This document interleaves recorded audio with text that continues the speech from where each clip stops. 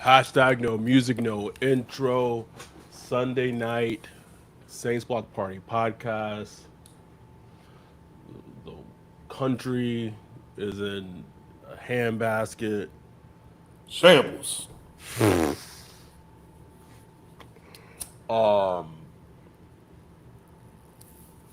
we have just multiple people, and not to make light that people don't pass away every day, but Shannon Doherty, Richard Simmons, Dr. Ruth, Jacoby Jones, Man.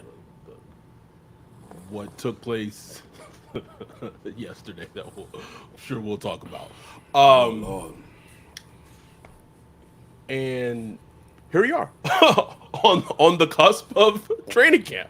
Talking Uh, Saints. talking to Saints. The reason I even wanted to do this episode was because thanks to new Saint, Equinemius St. Brown, and his brother Amaral St. Brown, of the St. Brown podcast. Have you finished Receiver yet? Literally just finished the last Okay. episode. Like, literally. We watched it over the weekend, got through it pretty quickly. Jay didn't watch the last one for obvious reasons.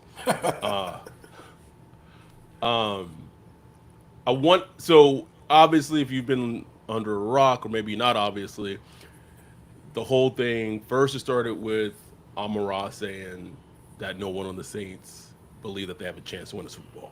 And then Twitter became that was Friday. Twitter became a flame about it, what have you. And then I don't know, I think it was from that same podcast episode. And now listen, I'm not typically the one to even they're NFL players. They get enough free publicity, right? They get Right. enough marketing just by who they are. So I'm not usually the one to take something from a podcast and then talk about it on our podcast, but felt like this one I needed to. So then it was the whole thing of Equinemius saying, you know, wasn't really quite feeling New Orleans food yet. He's only been to Drago's and it was all right. And then he said like the food in LA is better, or he didn't say better. Let me sorry.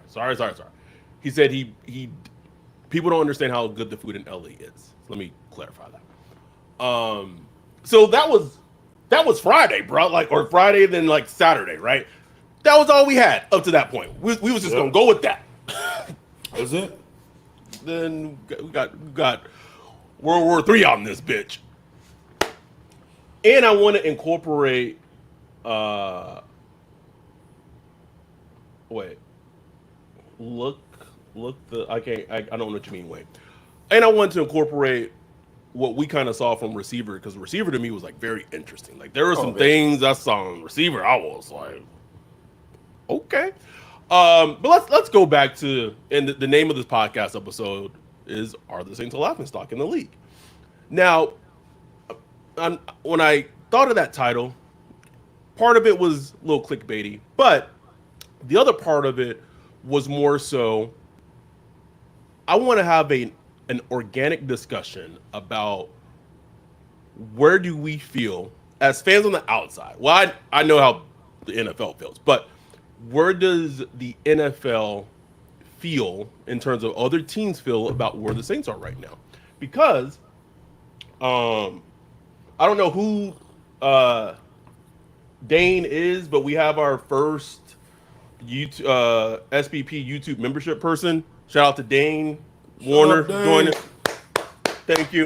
First one. That's Number my one. guy right there. That's my guy right there. My guy.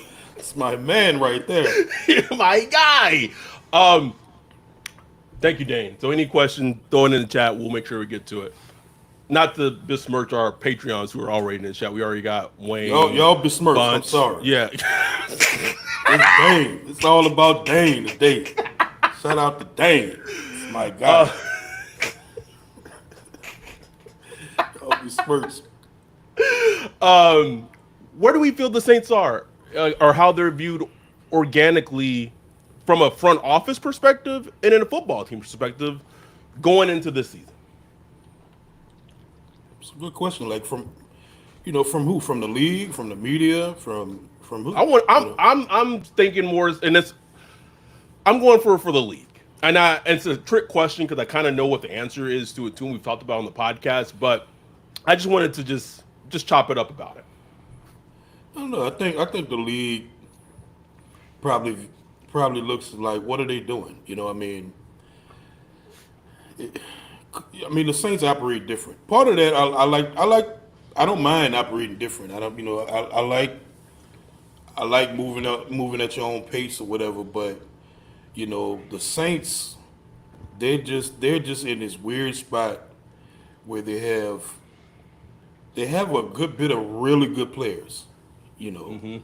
that are they're getting older, but still, Demario Davis, Marshawn Lattimore, Chris Olave, Alvin Kamara, um, list goes on. Paulson Adebo, even young players like Paulson Adebo Mm-hmm. and stuff like that. So it's like they're in this place where they got these good players, but at the same time, it's like, where are they going? You know what I'm saying? Like, what's the vision? Mm. What we Uh like to oh. say, Oh what oh is the oh. Uh vision? oh. Uh oh.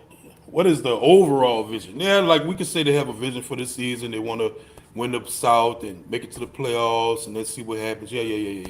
We get that.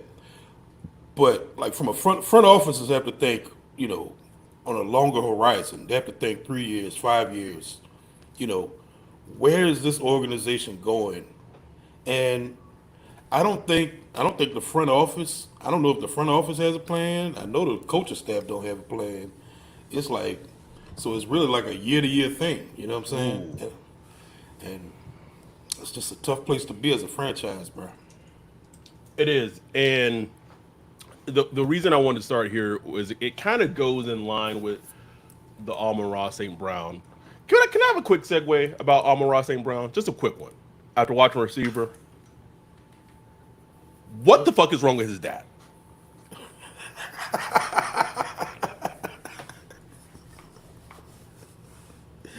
You didn't like his daddy, bro? I need to know, Ryan, what the fuck was wrong with him? What you mean, He was insufferable. He bro? was He insufferable. he's just one of them types. You could tell, bro. Oh, I could tell very, very quickly. Like he was on them from a very young age. Like he had a Mm-hmm. plan for them, and they had to stick with that plan. And look, Dante said, man said Coke is better than water. this man said, man, I need to drink. This is the voice text and everything. Need to drink some Coke, some Coke! Coca-Cola. Let me tell you the most telling thing one of the most telling things I saw from at least the St. Brown perspective when they were doing like the Fox, I think it was maybe Christina Pink or whatever, talking Yeah, about yeah. Amara, I think gave credit to his mom. Oh yeah. He gave it a listen. He said, much love to my dad. I wouldn't be here without you. We talk about that mama, boy. That's when the tears flow right there. That's when the tears flow. And look, Wayne said, "Oh, he's a super sports dad." Yeah, for sure. yeah. He Oh, come on, absolutely man. is. Oh my God, like to the nth degree. You know what I'm saying? But I got two sons in the NFL, man. Like as a human, maybe not the greatest, but like, hey, you did all right. You did all right. And look, that's a dichotomy we see a lot with mothers and fathers. Like the mothers, they hit different, man. A lot of times they It just does. hit different, and the dads, I know me. Like I can speak for myself. Like I didn't. I mean, I grew up with my father. He wasn't like he was. My father was president and everything, but it was just a very, not a very lovey-dovey type relationship. You know what I'm Right. saying? But as I got older, I grew to respect him more for the things he did growing up. You know what I'm saying? Right. I'm like, I respect that. But we see that all over. But it was interesting though, man. I was like, man, he is a piece of work. That dude a piece of work, man. Texting Amara's girlfriend, Bruh. calling girls dream killers. I was like, what is this nigga's problem? Dream He killer. was calling he was calling girls dream killers with his wife sitting right next to him. Ryan, Dream killer. ain't that some shit? And then he give St. Brown old lady pictures of him when he was Mr. Universe or whatever. Right? You saw it? Weird, bro. piece of work, bro. Weird, Ryan. Anyway, sorry. I couldn't. By the end of it, bro, I couldn't stand him. And he struck me as a type of no matter what Amara does as a player, it's Oh never man, good enough.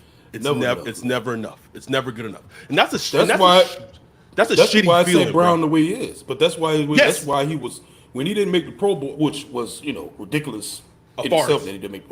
But that shit had him hot, Hot, Ryan. hot, bro. And you know it's it's fascinating. But at the same time, St. Brown a dog, man. Like and Oh, dog, bro. Dog. he plays with that edge and that dog, like he trying to prove something every snap. You know what I'm saying? So it's like And a lot of I these. loved him coming out at USC, bro. I thought he was I don't very, remember very. him. I don't do. think I thought he was very underrated. I know we don't watch so many players over here, bro. Just so many. It's a blur. It is. So I said this on the podcast like 2 years ago.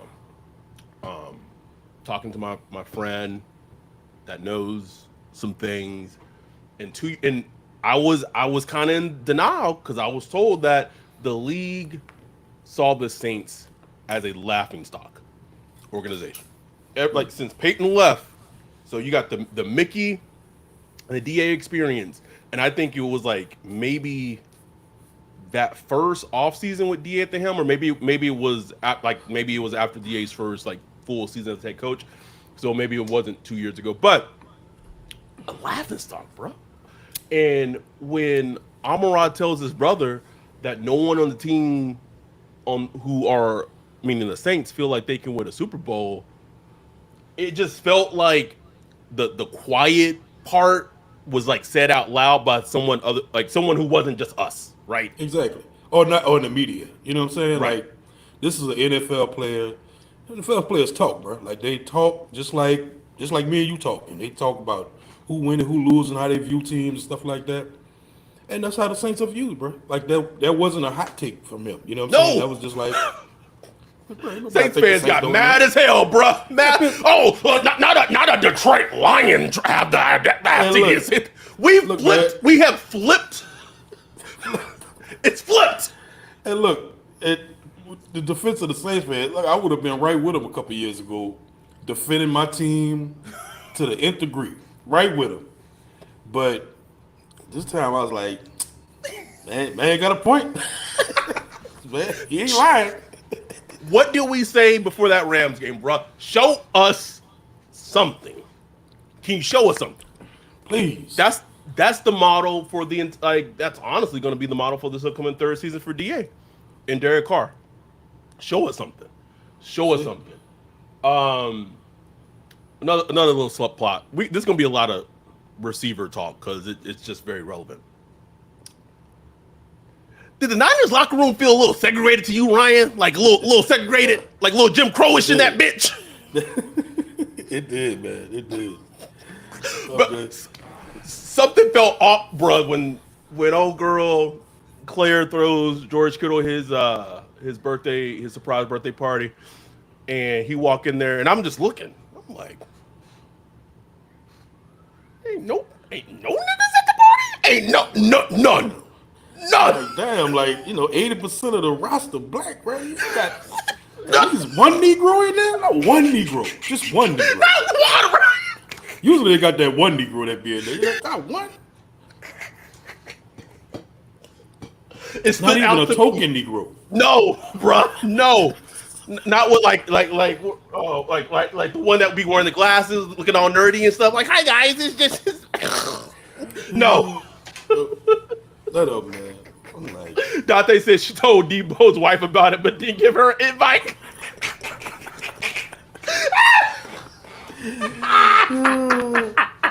yeah, girl.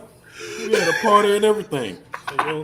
Oh, okay. And I know Debo wife was like, It's a fascinating thing to watch because essentially what in NFL locker room is no different, right? It's just a microcosm of the world. That's it. That's all it is. So it was kind of like stark to kind of see. Like I told Jay when the birthday party, I was like, damn, George Kittle ain't got no black teammates at this bitch. Like it was that obvious, right? Like I was looking too. I was looking. Bosa was in there. Oh, you know, that nigga was in there. Bosa was in that thing. Boy, Bosa gonna break the sack record this year, boy. Boy, they done shot his president. I tweeted Carr might have his best season of his career, bro. Man, 5 TDs coming. Ooh. Week 1. Something that you said, you texted to me, stood out tremendously, and that was watching Devontae Adams play with Jimmy Garoppolo, which really made you like even feel more for Michael Thomas than what we probably even felt beforehand, because we got to see as much as we could, right? But we got to see it like firsthand of exactly what we've talked about. When you've been in the league, you've been at the highest peaks of peaks. You in the postseason, you playing for Super Bowls. Like you are creating your legacy, and then for that to just be gone essentially, and now you're playing with Jimmy Garoppolo. Now you're playing with Derek Carr, and the balls are going all over the place, and all shitty head coach, bad head coach. It's demoralizing, bro. It's demoralizing, man. And people can say, "Oh, they're NFL players. They're making X amount of dollars." No, like it's not. It's not like that. It is not like that. And that's why I like this show, because they make tons of money, da da da da da. But you see, especially the best, like these are the best. Jettas, Psycho, Devontae Adams. These dudes love football. Like they want to win. They want to win. They want to win. They want to play. They want to play at a high level. They want to be the reason their team winning.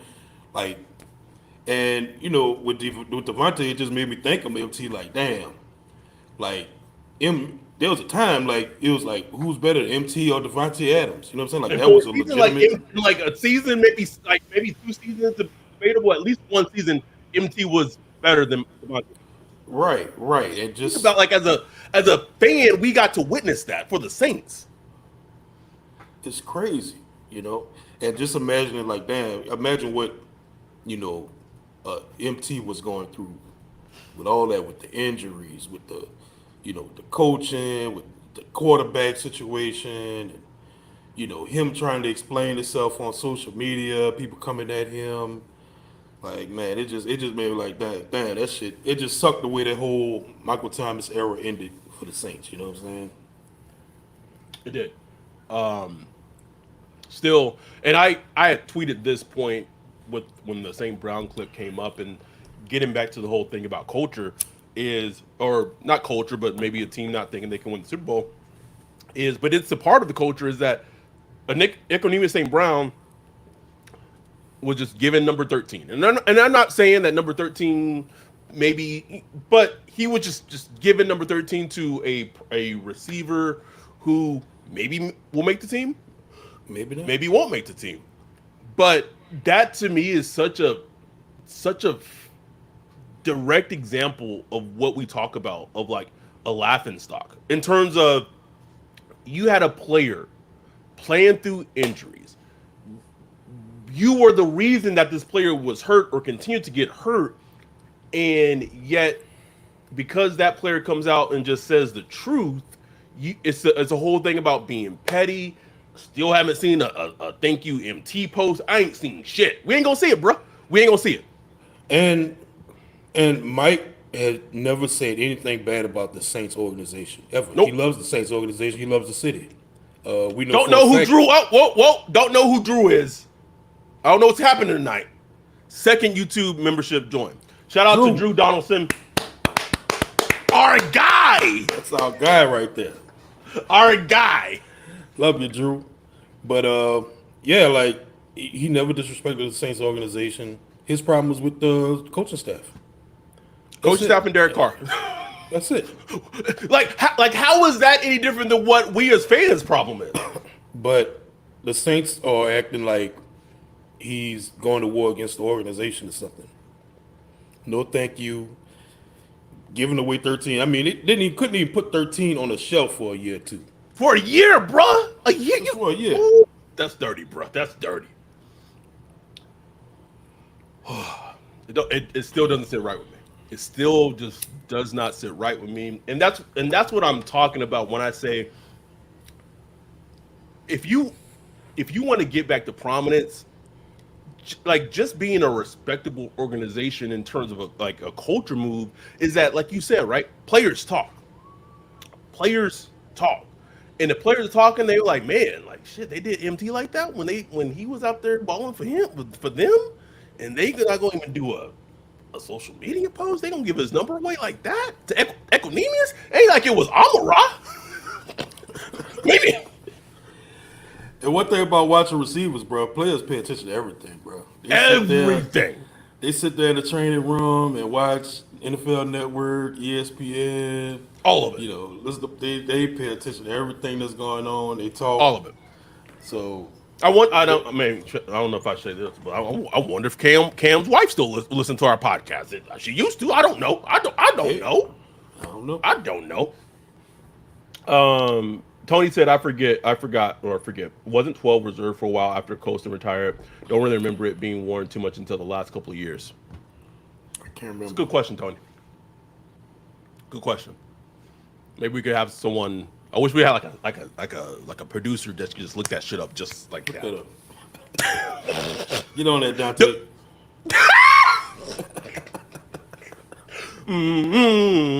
Mm-hmm. Go spiritual. I I should say this. If you're planning to come to the Falcons Saints meetup November 10th, uh, as Dante has said in the Discord, please make sure you are booking your lodging as soon as possible. That lodging is going up as the season gets closer. Hotel prices are likely to rise. So if you're coming, please, please, please, we just trying to look out. We're not trying to have people just dropping tons of money if it can be avoided. So please book your lodging sooner rather than later. I need one one of these, Ryan. One of these. Get you feeling good, bro. Yeah. I don't know where the Cutwater headquarters are, but I need to make a visit. I need to make a visit. Holla at us. Second weekend watch and enjoy the show, fellas. I'm gonna try to pronounce this correctly. Irenica. Thank you, Irenica. Appreciate that. Appreciate that, Lord. Thank you. Um, anything else? Something that I noticed watching receiver. Also, this is like a side note, but like Debo's kid looks exactly like a baby Anthony Edwards to me. Anyway. Um, So that.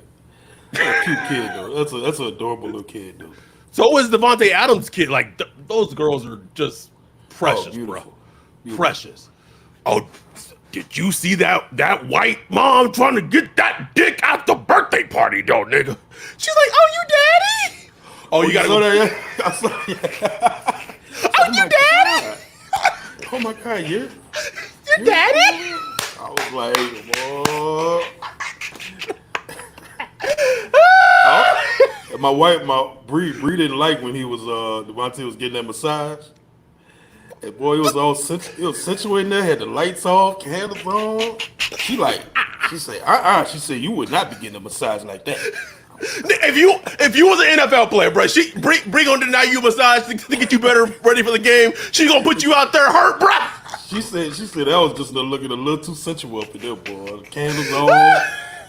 That lady was rubbing. Cause you flip to Debo. You know that lady. Oh, I thought you were about to say something else about flipping around. Oh no, no, Deshaun Watson here, man. Humping the table, bro. Ooh, that boy horny.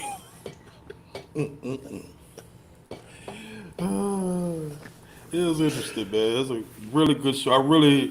Especially like, anybody of our listeners that got like, high school kids or kids just playing sports or whatever. It's really a good watch for them just to see how, at least at the highest level, how they go about their business, man. Like they go about their business, they take care of their body, just all the little things they do. Like kiddo had little shock sensors on his knee to shock his knees and Bruh. just all kind of stuff. The stuff Jettas was doing and trying to recover, and it also gives you a different light because as fans we look at it like, oh, I bet JJ taking some games off, man, because it's a contract year. Shit, man, No, that boy was hungry to dying to get get on back that on the field, field. dying. You know what I'm saying? Like these dudes, they Competitors, are man. ultimate competitors, man. Ultimate competitors. Like it drives them crazy. You saw that with Devontae. People try to say, oh, he's going to be selfish and that. That dude wanted to win, bro. And that dude went from playing with Aaron Rodgers, lighting up the league year to year, to he knew what it looked like. Because they won a game and he was still kind of upset because he knew it didn't look right. Like even okay, we won, but it just ain't right. You know what I'm saying? Like the whole way this thing functioning ain't right.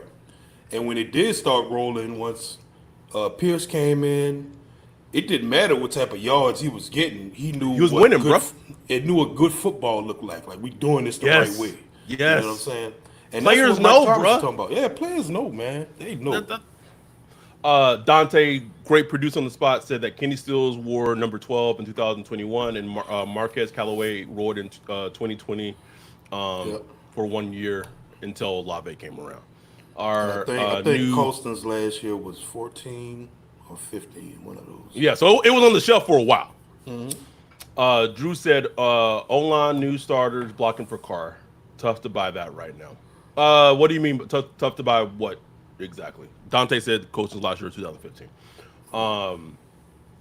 One thing, so yeah, they're the most competitors. Something that stood out to me, I think I quietly forgot how great of a season Debo had. Which Yeah, man. the fact that he's probably on like quietly on the block is Yep. very fascinating to me. Um, just in the sense of, and what I've heard is if the Niners are going to trade him, they want a Christian McCaffrey package that they traded to get Christian McCaffrey that they want for Debo. Um, Something that just was just clear as day to me. I was watching that last game, the Super Bowl, and after the Niners scored the field goal in overtime, and the Chiefs got the ball. If you look at that Niners sideline, bruh, they knew. They They knew knew, it, bruh. man. They knew. Like it was wild. They were just like, oh shit. There you go. They knew it. Thanos. Wow. It's like it's just who I just couldn't get over the NFC Championship though, man, because I really like like I was rooting for the Lions, and I could relate to their fan base. You know what I'm saying? Because Right. we were there at one time, finally getting to the NFC Championship and stuff like that. Just being there, hype. But man, to go up the way they did, like they started a playoff game exactly how you pray to start a Perfectly. playoff game. I mean, Perfect, bruh. perfect. And to lose like that, bro. Oh, I was watching, like I was feeling this when I was watching the game, but I was like, man, like Dan Campbell, just take the three, bro. Just take the three. yeah, I said, I like, bro, just kick the field goal, man. Just take the three, bro. Damn. But I will say this. As Amara was talking about it, as Dan Campbell was talking about it, you talked about this after the Rams game, and I thought it was so salient, and then it kind of came back around when watching receiver. When you are like to go for it on fourth down, like that shit, you practice it. That is instilled in you. That is your identity. I was at that Rams game, and when Diego was trying to go for it on fourth down, like it wasn't in the Saints. Get out of Like here. it was not in them. So Not it in didn't. them. It didn't like that was not something that they practiced in OTAs and practiced in training camp. That wasn't something that was like instilled in them. Like this is the team that we are. We on 4th and 1. We on 4th and 2. We trust our offense to go out and get that shit. Period. Shit. That was not them, and so that's why I just felt so counterfeit. Like I was there, I was like, this nigga going for it. Okay, Okay. all right. Yeah, it was fascinating to see. Also, Dan, like, Dan Campbell's a great coach, man. oh man, he's a damn good coach, bro. He gets me going. Like I'll play for him, like, bro. Right. I'll play for his ass right now. But one thing that stood out to me also, I remember Michael Lombardi talking about it a while back. How players have to like their quarterback. You know what I'm saying? Like, Ooh, and come it's like out. it's not something you can really fake. You know what I'm saying? They have to like, and it doesn't mean you have to be a rah rah guy. You could be a different personality, but they have to like you. You got to be a dude. You know, they love Jared Goff, the Lions. He a Yes, dude. You know what I'm saying? They love him. They love Brock Purdy. They love Kirk Cousins. You know what I'm saying? And you could see it. yes. And I just don't feel that with Carr, bro. I just don't. Man. I just don't feel it, bro. I don't It's feel the it. same. It's the same way the Raiders felt as an organization, or players, offensive players, that they felt about Jimmy G, bro. Right, exactly. Like you can't fake that. Like if you are my teammate, you my quarterback, and you in the trenches with me, and if I don't like you, and two, if I don't trust you to play well, man, that's a terrible combination. And Terrible. the Saints are in this place where with Derek Carr at the helm, is that they like he has to to the best of his ability fix that relationship with And he trying, Shaheed, bro. with Olave. And also, just a quick aside, I was like, dang, how do Spencer Rattler and Debo? And then I was like, oh, they played at South Carolina together. Like, it was like, Yeah. oh, that's how. Anyway, And then Leggett is like a like a poor man's Debo, or some people view him as similar to Debo. So I thought that was pretty cool. they're to see completely that. different players. They're different to me. Like I see. I like Leggett. I know some people don't, but I like him. How it'll be with the Panthers, we'll see. He does give the Panthers an element that they need of more just like if you put it up for him with the Bryce Young ball, you're hoping that Leggett, when he did it in college, can win 50-50 balls, right? Right. Although it's weird because it feels like they drafted like similar players in like back-to-back drafts with like Mingo Yeah. and then Leggett. But Yeah. I Exactly. digress. Trying to think anything else from receiver that just caught my eye. Can the No. NFL not get a suite for their own NFL player? NFL players got to put up $3 million for a suite, bro. You got star NFL players saying like, man, I can't afford no suite. Now they They in the could. They game. just choose. I mean, $3 million, bro. Like, God, Again, damn. they could. They just choose not to. But to your point, it's ridiculous that they even They can't like. get 50% off or something. Like, I'm playing the game. Like, I'm in the game. I am the product. Like, I can't get a discount. They can't get a promo code. Promo code or something like that. I am the NFL product. friends and family. Like, they are coming to see me play. Like, I can't get. I'm bringing y'all revenue. And They can't pay. They can't pay the ATN guys. $150K a year, whatever. Okay. You know? All right. Capitalism, baby. I love it, bro. I love it. Should I segue into this? I'm gonna segue into it just because of the cold water. How are you feeling right now after everything happened yesterday? Oh man, I'm worried, bro. Like, I'm worried about the country. Like, honestly, like, yeah, we got jokes off and stuff like that, but we in a territory I haven't seen in my lifetime. Like, period. I know probably our parents or grandparents been there in the '60s or whatever, but and it's been this way for a couple years now. We just like, bro, shout out to the new generation that's coming up because they've had some experiences. Yeah, I mean, the past, 4 or 5 years, man, pandemic. You had the huge, Black Lives Matter marches. You had, Trump coming in 2016, him getting out. You had the January 6th stuff. Then you had this yesterday.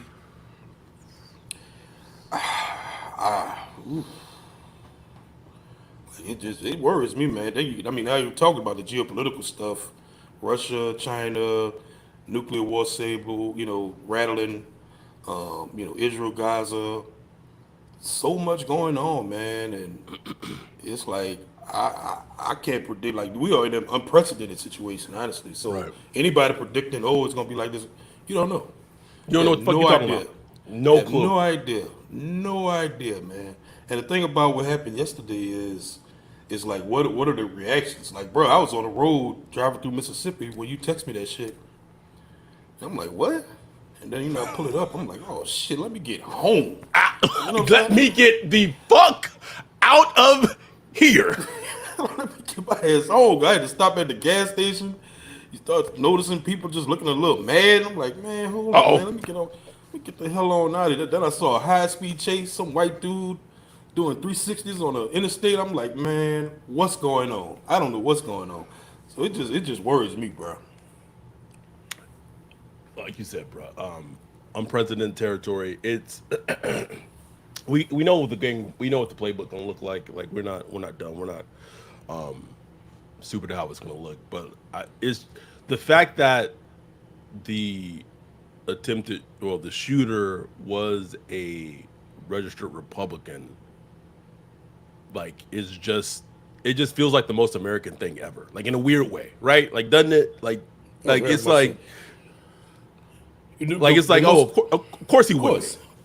Pennsylvania. The irony of it, though, the irony of it is, they've been running on this, law and order. Look at the crime in these Democratic ran cities, and all the crime, high crime, black on black crime, blah blah blah blah blah. And you getting popped by your own people. Your own people trying to take you out, bruh. Quite interesting. Quite interesting. It's ironic, you know what I'm saying? It's ironic. Cause, Sarge 'cause King said, "Are you guys armed?" not no more, but I used to be. Yeah. But like you said, bro, like imagine if he was black. Shit, boy. I wasn't gonna go to work at all this week.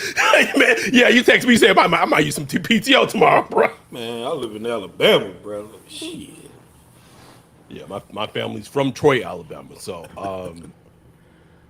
it's I don't know, man. It's just one of those things where the meetup happens a couple of days after election Tuesday.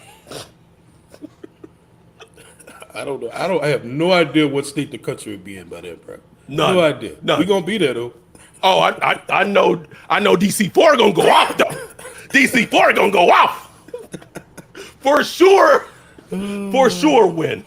Thank you, Wayne. 5 days after, for sure win. Bank it. Cook the books, Wayne. Cook the books. If you're in the Discord, you know. Yeah, you don't, you don't.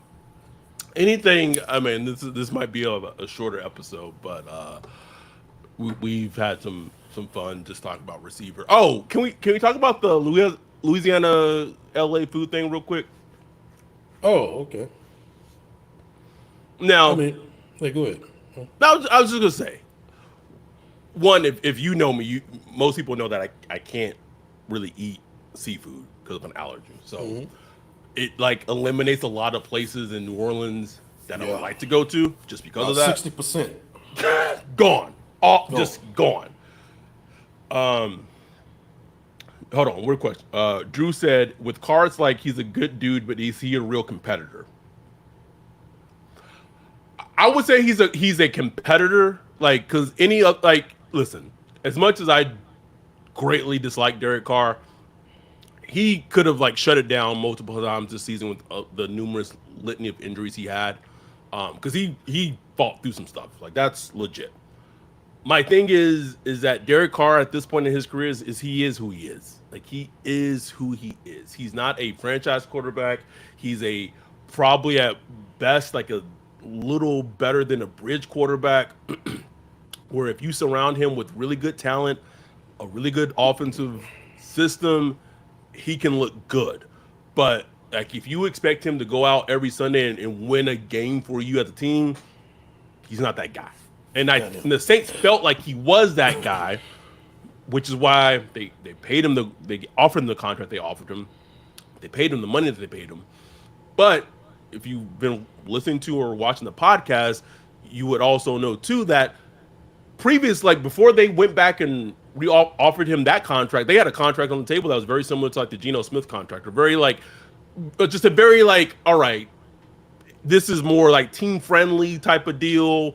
And his agent, with great brilliance, leaked it that he was going to take a meeting with the Jets, and the Saints came back, or should I say, Dennis Allen came back and kind of, speaking of House of Dragons, usurped everyone and said, "Hey, we're offering this contract." I don't say what anyone says, and that's why the Saints paid him what they paid him, and now they have egg on their face. That that is how it went down. Crazy. Dante said tough, yes. However, he comes off as very soft mentally, wants to be liked, and not a genuine person. Boom. Yes, absolutely. Straight It's also up. why, can I say, it's also why after them reports of them, the Saints wanted to trade up for Michael Penix in the draft came out, that the Saints were trying to put fires out and saying that report wasn't true. Oh, whoa. Am I? Okay, let me stop, bro. I'm out here preaching tonight, bro. Just out here preaching. Saints like, no. No, we didn't want to trade up for a quarterback. No. Okay. All right. Okay. All right. But yeah, the Go Louisiana ahead. food thing, like, look, bro, like you Equanimous better chill out, bro. Like he is not in Man, on shaky literally ground so- right now. shaky ground, bro. Like, come on, man. You talk about Saints fan, and look, like New Orleans people gonna take it a little more personally because you do not talk bad. Even though he really didn't talk bad about the food, he just really hadn't got the experience yet. Right. You know what I'm saying? It was really just hadn't how got it came across and how it was worded. how it was worded, you know. But look, man, like it might not be for him. You know what I'm saying? Like if you're not a big fried food person, you're not a seafood person, you know, it's gonna take you a while to find the food you like down in New Orleans. You know what I'm saying? And look, he a LA guy, you know, Southern California guy. You know, Some good ass food out here, bro. Some good ass food out good food, bro. It's talking about a world class city, man. Like a super diverse city with, you know, you got the Hispanic influence, you got the, you know, all over. I mean, you just name it. everything. You name everything, Everything. everything, whatever you want is out there. So, I mean, I'm just saying And- for him, like, bro, like, come on, man, like, All like Tread lightly. I'll say this, like as much I love LA food. I love the diversity. I could go get whatever you know ethnicity of food I'm wanting to eat. Is I'm always have that option. I can't go nowhere in LA and get something similar to that dog. Can't do it, bro. Doesn't exist. Doesn't exist. Now it's no longer it's no longer in business, but to this day, if I go somewhere and they got fried pickles on the menu, I'm like, man, are they going to be better than the fried pickles that had a praline connection? To this day, still have not had fried pickles as good as those fried pickles were at praline connection. So it's one of those, and plus, like I'm from Texas. My family's from Alabama, like Troy, Alabama, like deep South, like. It's like LA serves a different purpose. Does that make sense? Yeah. Like Yeah. LA cuisine serves a different purpose. There's one place out here, if I'm wanting like soul food, Dixon's Kitchen. It's in LA Live. It's right next to Staples. Some of the best soul food I've had, kind of across the board, but especially for like LA. Like it is the best soul food place in LA. But I'm not gonna more than likely I'm not gonna search out soul food places or like places Right. like that here. right, Like I'm going back to Lubbock. I'm going to New Orleans to get that part of my craving fixed, right?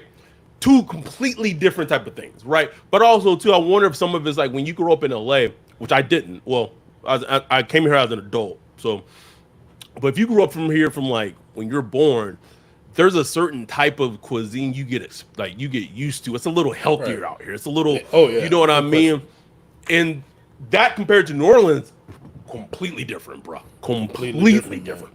We go to the corner store, gas station, and come out with 10-piece chicken with shrimp fried rice, egg rolls, and you might come out with a 32-inch po' boy with hot sauce, shrimp. You know what I'm saying? Like, so you got to be here for a while. So I'm giving him grace to just experience if he's with the team, if he's still with the team, to experience the cuisine in New Orleans, and I think he'll come around. I think, And maybe we'll not, see. maybe not. Like those some different dudes, man. They got a German mother, a nutcase as a father. Nut, Who, Ryan. who knows what they were Fucking nut. eating growing up, bro? Probably eating. Um, Tony said the more shady the place looks, the better the food will be.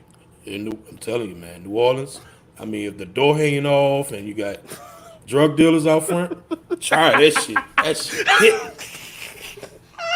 I see a dead body out front with a laid out. Try that shit. Oh, what's the lunch special? Crackheads walking through. Oh, you know it's hitting. Oh man, I miss it, bro. I miss it. Like I'm glad.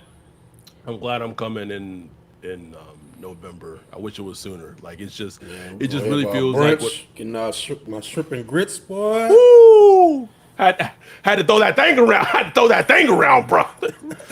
Don't know why it was messing with me, bro. Just, what? But anyhow, had a lot of fun this episode. If you are not a Patreon yet, if you're not a YouTube member yet, this is your opportunity right now to become that $1 a day in terms of, $1 a month in terms of Patreon or what have you. YouTube starts at $5 a month. We have our Saints Falcons meetup game happening November in New Orleans after the election, but in New Orleans, not letting the state of the country have an effect on us. So sign up, become a Patreon, become a YouTube member, join us. It's going to be a absolute ball. We're doing the West Coast meetup, Saints Charger game. Excuse me. I've organized everything. Right now, there's 18 of us going to the game.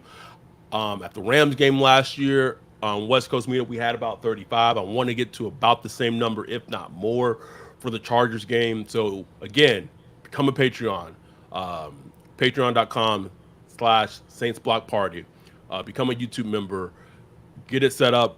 This is what this is about, man. Like this really is like we can laugh, we can joke. At the end of the day, it's about this community. And in a weird way, Sergeant King said, "I'm still on boycott from all the Saints events." Listen, I'll say this: don't come for the Saints specifically. You come for the community. Like when you are there at the game, like the Saints are not like they're not the forefront. It's all of us. And it's one of those things that until you've experienced it, until you felt it, it's really hard to like make sense of. So this is going to be our third big annual meetup in New Orleans. Every year they built upon, they've gotten bigger, and we have a great group of people. At the end of the day, like that's why we continue to do this. There's really not any football to talk about right now, right? There's like legit nothing to talk about, but yet here we are talking about football. We're talking about the Saints. We're talking about receiver because y'all deserve it. Like really, y'all deserve it. Tomorrow is going to be the 15th, and we're about a couple of weeks away from training camp, and the news is going to come out, fast and furious. Talking about AK's contract extension. Talk about is Derek Carr picking up Clint Kubiak's offense. It's all going to be coming fat. Boom, boom, boom, boom, boom. August is going to be here for August 10th, first preseason game, Saints Cardinals. Like it is around the corner. So we want y'all to just like we said, y'all deserve it.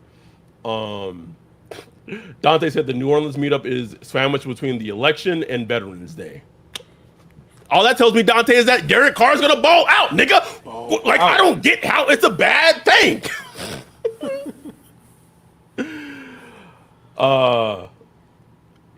Sergeant King said, my truth may not be your truth. I stand on my decision. Listen, you can boycott the Saints. I get it. You have a lot of reasons to boycott the Saints right now. I'm not. I understand.